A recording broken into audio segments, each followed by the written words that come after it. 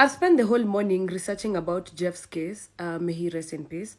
And there are notable incidences that I've collected from the data I've gotten. And I want you to come along with me because the math is not mathing. So I've written everything down because I need to understand this situation because the math is still not mathing, okay? So we have 3:27 in the AM. Who arrives at Fatso's apartment? We have Fatso himself, we have Jeff, we have the cousin, we have the driver and 3 ladies. Sawa. Higher. And then at 4:48 in the AM, Fatso and the 3 ladies leave.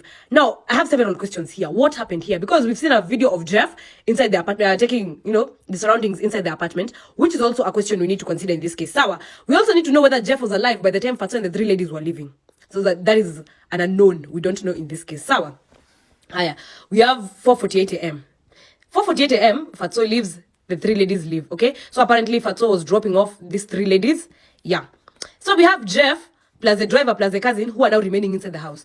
Jeff, at this point, we don't know whether Jeff is alive or dead. I want you to keep that in mind, okay? We don't know whether Jeff is alive or dead. Now, 52 minutes later, that is 5:40 in the AM, 5:40 in the AM, the cousin and the driver are seen looking around. This looking around will relate to a point later on, but meanwhile, the cousin opens a toilet and then he makes a phone call for several seconds. Now, who was he calling? Who was he calling?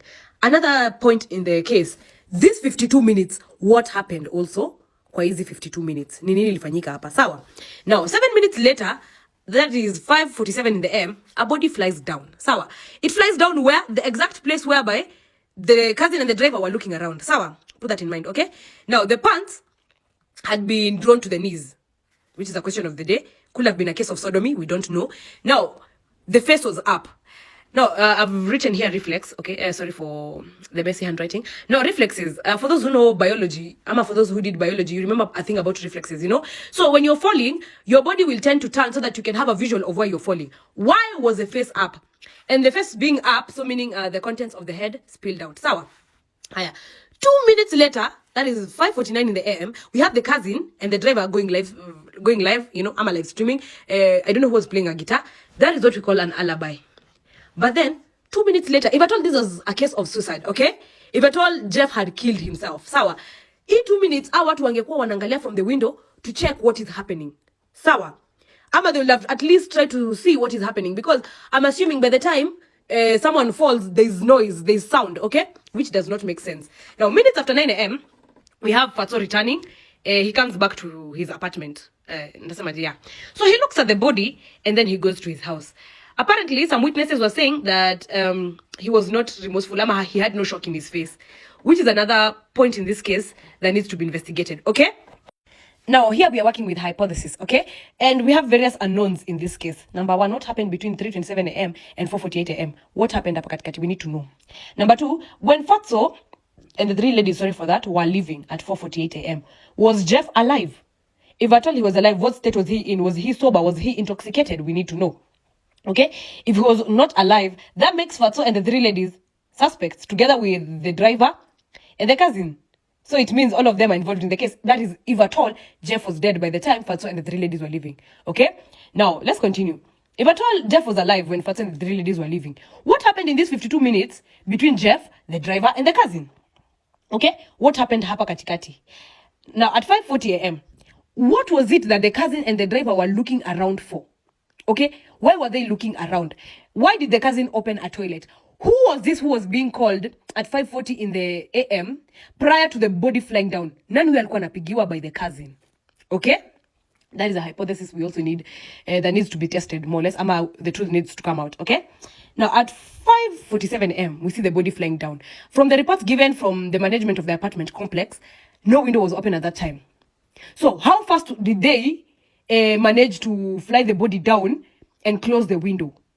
Okay. Number 2, pants to knees. Is this a case of sodomy that we don't know? Was Jeff sodomized before he died?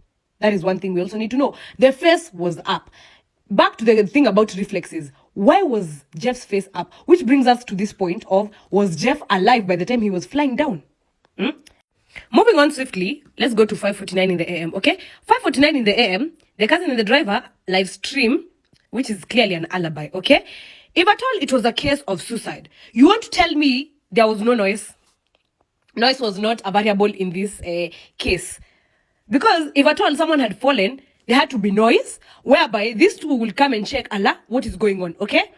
Another thing, when the management said when the body was falling down, no window was open. How fast was the window closed by a dying man who was committing suicide? So there's a point I did not add. At 6 a.m., the management of the apartment complex came knocking around people's doors, inquiring about the situation, okay? I want you to keep in mind these people were live streaming at 5:49 in the AM. So by the time these people were knocking the door at 6 a.m., the cousin and the driver were dead asleep. People who were live streaming 11 minutes ago. Okay. Now, let's go to minutes after 9 a.m. Fatso comes back. Can you have a detailed explanation of where Fatso was with evidence? He looks at the body, and some of the people say he did not have remorse, he was not shocked. Which brings me back to this point. What happened here? By the time Fatso was leaving, was Jeff alive? Why did the police mark it as a suicide? I'm praying Jeff gets the justice he deserves. However, from this case, we have more questions than answers.